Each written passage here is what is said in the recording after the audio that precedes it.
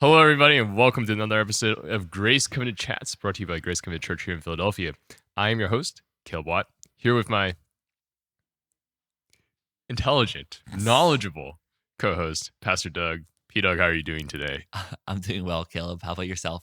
I'm doing great because we're talking about something historical today, and I got a comment from a friend on Sunday that he really enjoys when I make historical references to a time when you were in high school and when I was not born. So I'm very excited for today's episode. P-Doug, what are we talking about today? You just threw me off. I thought you were talking about like historical insights on like faith and revivals. We were talking about that, but no, that was not where we were going. No, we're talking about 90s references that I should not know. Someone just told me that they never heard of dial-up internet. So I'm starting to recognize my age, or they refer to it as something they saw in a movie. Anyway, but today we are talking about what would revival look like if it happened today. And the reason history is involved in this discussion is because I want to talk about some of the previous revivals that we've seen in our country. People talk about the Great Awakenings. There's the first Great Awakening during like the colonial days. There's the second Great Awakening during the sort of like late 1800s, mid to late 1800s. And people often talk about then like the Billy Graham Crusades in the mid 1900s and such. Like what was sort of happening during those, and if something similar would happen in our country today, what would it look like now? So like the more modern revivals in a sense. And a more modern revival, because there's certain things that were happening during those awakenings, certain cultural things happening, and knowing the cultural setting of today, if there were to be a great awakening like that, what would it look like in comparison to some of the things that happened in the past? That's a good question, because I feel like in history class, when you learn about like all these like really old things that happen, you're like, that's not us, right? Exactly. But then like when you, I guess like just being someone who even reads the Bible, right? Like seeing the story of Israel, at some point you realize, wait, that is us, right? So it's like, what does our history or more recent church history even like teach us about revival and stuff like that? I think is a very, very relevant question, Peter. For sure. So especially because we're going through this series on revival. We're praying for it. So relevant. So yeah, what are some of the similarities, or like what are some of the points of comparison?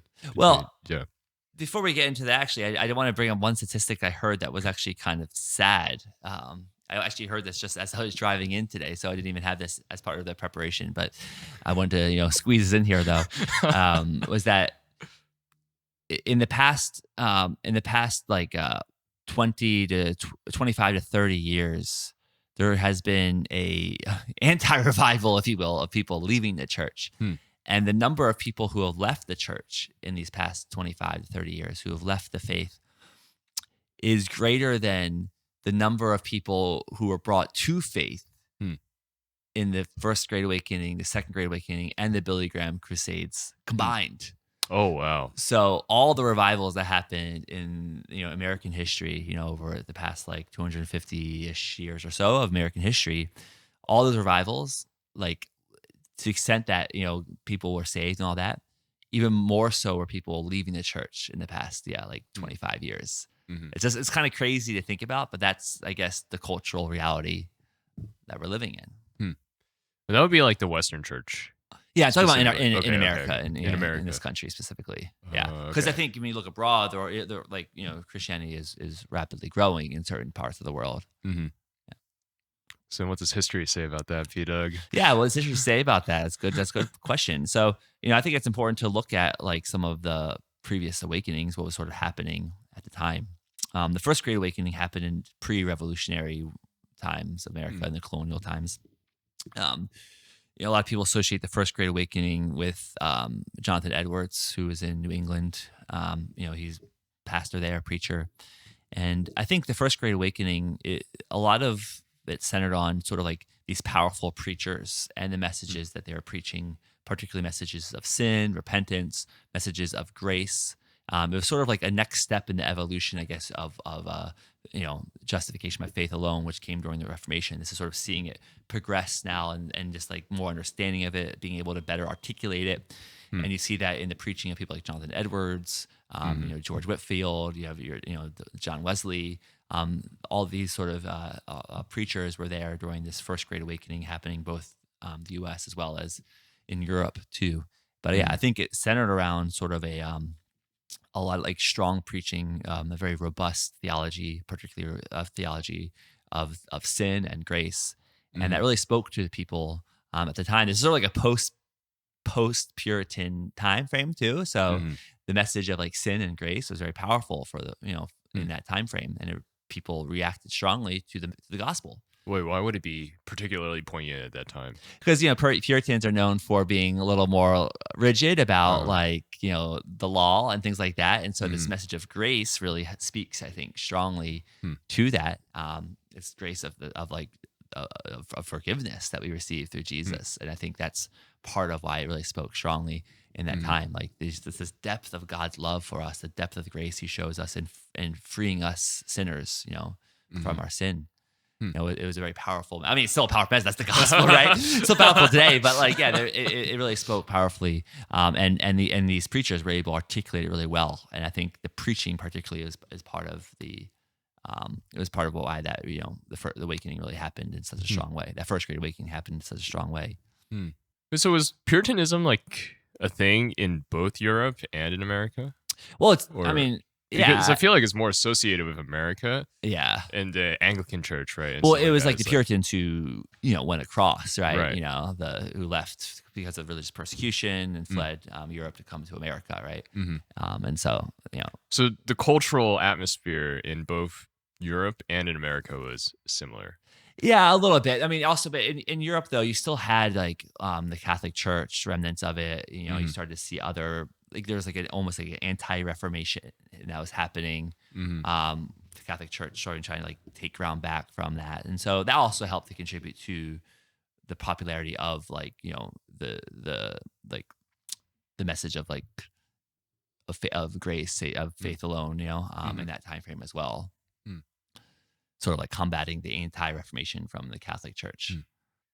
So then moving forward, the next revival would be the Second Great Awakening? Second Great Awakening. This is mostly in America, and this is a very American form of faith. This is where you start to see what we would nowadays think of like as revival meetings. They're called camp meetings, where a preacher would basically like open up like a tent, or they would come and people would be in the open air, and these preachers would speak these tent revivals. Tent revivals, yeah, exactly. Okay. A big tent revival, and so you have these like really powerful preachers who would speak very emotionally charged type of messages, and people would be really like just convicted through the message. And so you have these big revival meetings. This is where you start to see preachers really have like the idea of like itinerant, really strong. You start to see this idea of like itinerant preacher who goes around preaching in different meetings, different like they didn't call them conferences in the same way we would now, but they would have these like conferences, these prayer meetings, revival meetings, and they would go around and preach, and people would be basically saved. It's sort of like paving the way for the way we think of like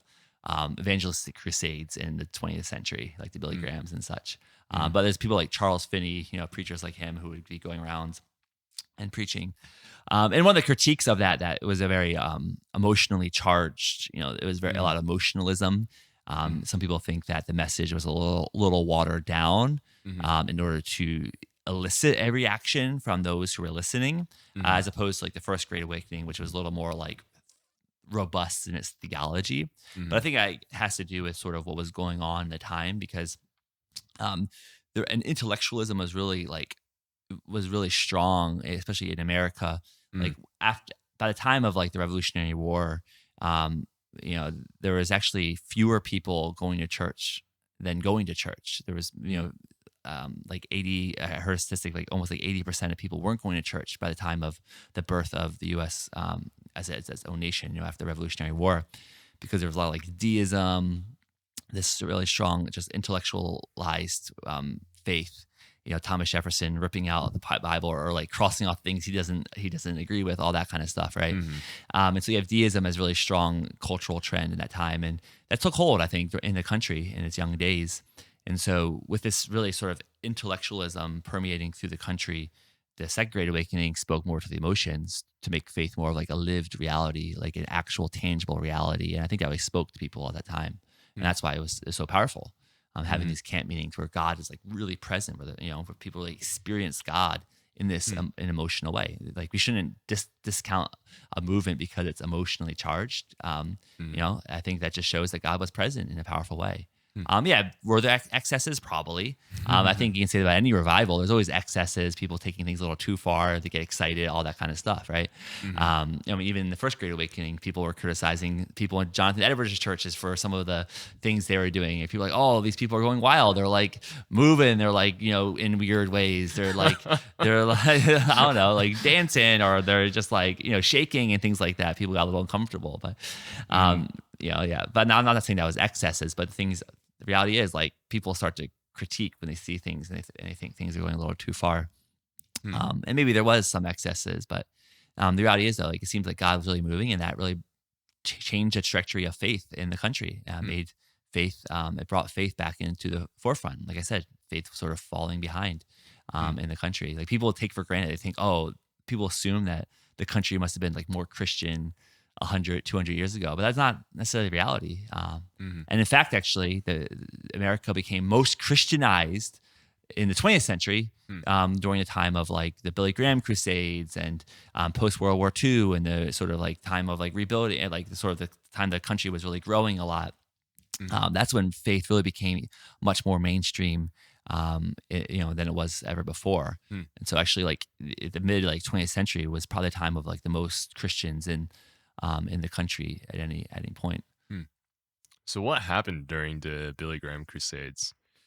I feel like Billy Graham's a name that I've like heard, right? And I know he's influential. And I can look up onto our library bookshelf and see a biography there. Yeah. Right. But like I don't think I actually ever looked into like what happened during those crusades. Yeah. Well, I mean, he would go and preach the gospel, right? They have altar calls, those kind of things, right? But I think it was a time when America was really coming into its own as like a power in the world, right? Post World War II, right? People think the U.S. was always like a powerful country in the world, but it's not reality. Like, it was just like a baby country up until like the beginning of the 20th century in many ways.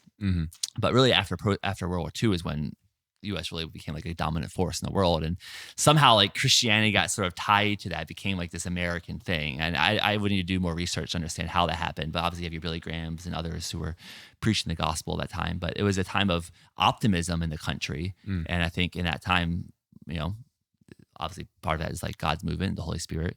But it was a time when Christianity really picked up and grew within the country, along with the economy and everything else in the country. You know, it was a time of just like rapid growth in the country, and Christianity somehow got tied within that, which unfortunately led to Christianity becoming kind of politicalized to the extent that we see it today, right? You know, some people even almost consider Christians like a block, like a voter block, which is a sad reality. Christians shouldn't be considered like a voting block that you have to win over, like a politician has to win over. That's a sad reality. But I think that sort of happened as a consequence of all that was happening in the mid 20th century.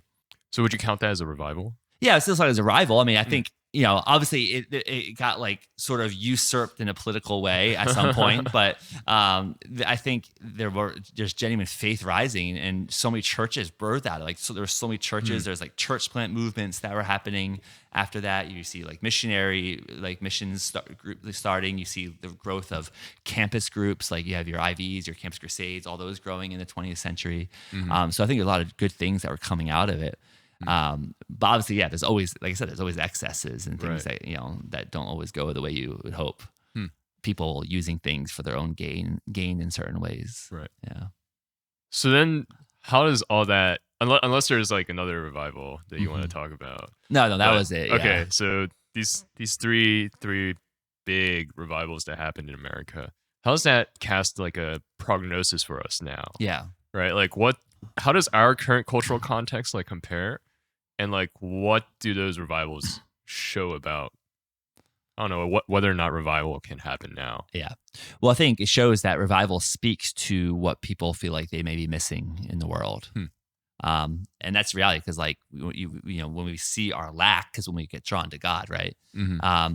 And I think, you know, we're actually at a time where we're really ripe for revival. I mentioned that, that we've seen people leaving the church at a faster rate than people coming into the church, like, you know, like during these all previous revivals. And, but another thing I read recently was that over 70% of people going to church today Hmm. go to a large church. If you follow me, like what's like a large church? Like 500 plus?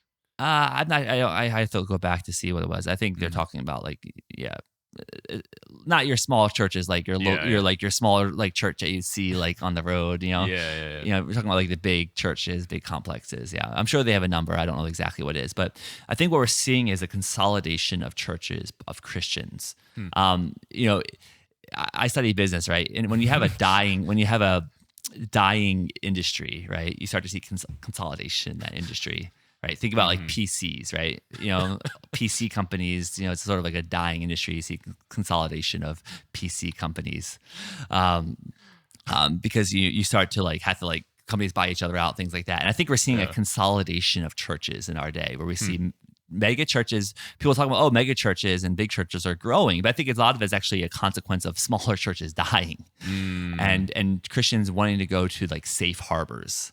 And you feel safe when you're in a bigger church because you don't have to worry like, is this church going to go under? Is it going to last? Am I going to like find my needs met here? All those kind of things, right? And so I think, but the problem is though, when you see this consolidation of churches and the big churches, that's not very attractional though to your non-Christians. So someone's like anti-faith, right? Big churches are attractional to like people who are already kind of interested in faith or already Christian because you kind of feel like safe there. It's a large church. You don't have to worry about like it going under, that kind of stuff, right? But I don't think they're as attractional as to like people who are anti-faith or anti-Christian. And I say that because I read a lot of stuff online, and I often see people really critiquing hard mega churches because when people think like mega churches, they think of the pastor who's in it for themselves, self-aggrandizement. They think of the pastors who are like making lots of money. They have the nice sneakers and nice houses and all that kind of thing. And it feels very showy. It feels like a product that's being put out, all that kind of stuff. And so I think people in our day are very critical of that, particularly young people. I think young people are very skeptical of these showy things because what's the word that people often talk about? Young people like to talk about. Real, authentic, right? Yeah. For real. For real. Yeah, exactly. And so, in a lot of young people's eyes, mega churches aren't that. And especially if you're not a Christian, like, why would you want to go there?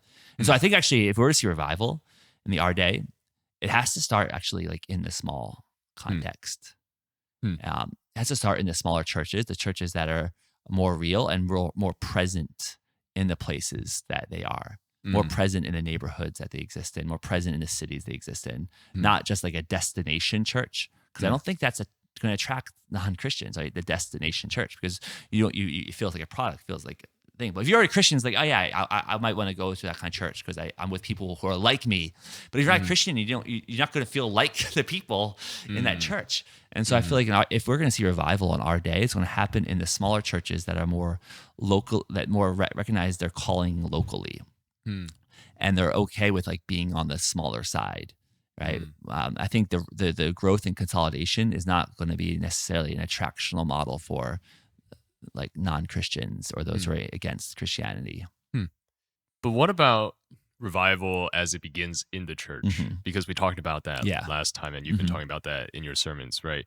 So could that happen or do you think that it's possible in a megachurch context? Yeah, if a revival happened in a megachurch, I think it would be a church that recognizes that like I have to take ownership of my faith. Like I can't just be a consumer. Like I can't just want to go to a church that meets XYZ needs. I can't just go to a church where I feel like safe in, right?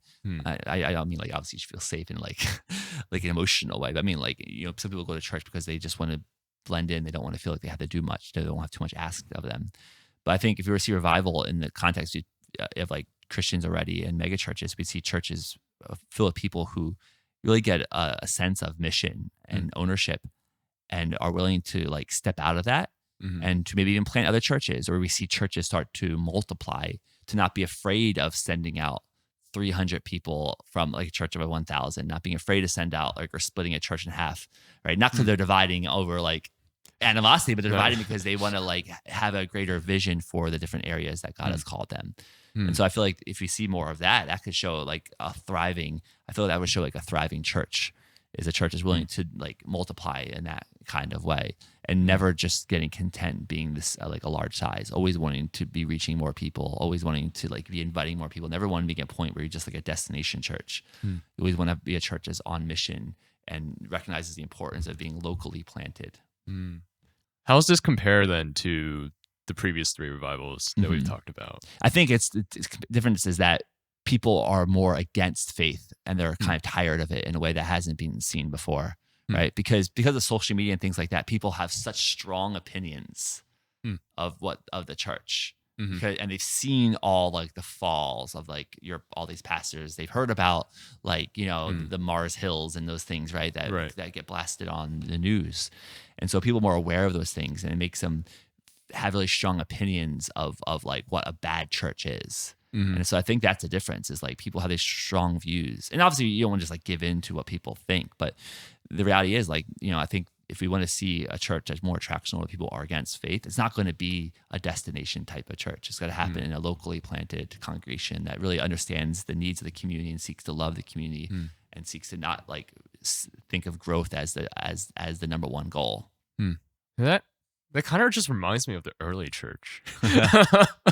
Like the idea that like they were like a bunch of house churches and like stuff like that. Again, I'm not very well read on my church history, but my understanding is that they were like a part of the community, right?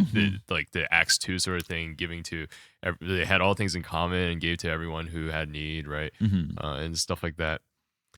So I feel like I can get behind your thoughts, P Doug. I can get behind your model. Yeah, well, you hit the nail on the head there. Exactly, Yeah. Acts 2. And I'm not trying to say like anything bad Yeah. against mega churches. That's not one of the points. I'm not trying to like.